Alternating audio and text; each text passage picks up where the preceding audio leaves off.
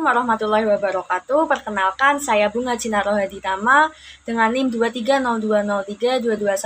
23020322130064. Di sini saya akan menjelaskan terkait strategi dari manajemen resiko. Nah, resiko merupakan suatu keadaan yang berupa ketidakpastian yang dihadapi oleh seseorang ataupun perusahaan dengan dampak yang bersifat kerugian, baik material maupun non-material. Nah, resiko ini tidak dapat dihindarkan, tetapi dapat diminimalkan dengan penanganan resiko yang tepat atau kita biasa sebut dengan strategi, sehingga dapat meminimalkan biaya, waktu, dan kinerja dalam aktivitas lantai pasok. Kemudian strategi manajemen resikonya saya bagi menjadi dua, yaitu strategi preventif dan juga strategi mitigasi.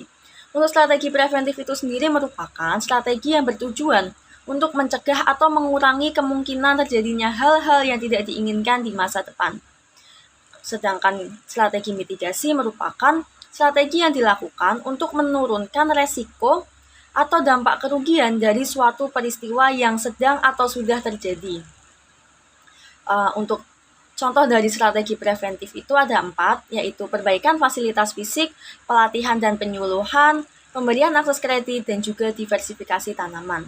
Perbaikan fasilitas fisik itu berupa seperti mesin, lahan, itu untuk menunjang kegiatan usaha taninya.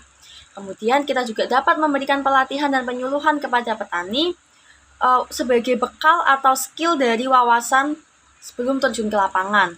Kemudian pemberian akses kredit atau berupa modal yang dimana modal itu sangat penting bagi petani untuk menunjang proses usaha taninya. Lalu ada diversifikasi tanaman atau sistem penanaman tanaman yang tidak homogen atau lebih dari satu jenis tanaman, itu guna untuk meminimalisir adanya hama dan penyakit. Kemudian untuk strategi mitigasi, contohnya ada 4 juga, yaitu pengendalian hama dan penyakit, penerapan SOP, pemeliharaan teknologi, dan juga fleksibel dengan setiap basis. Pengendalian hama dan penyakit yang dimaksud yaitu dengan penggunaan pestisida atau bahan organik untuk mengurangi populasi hama dan penyakitnya.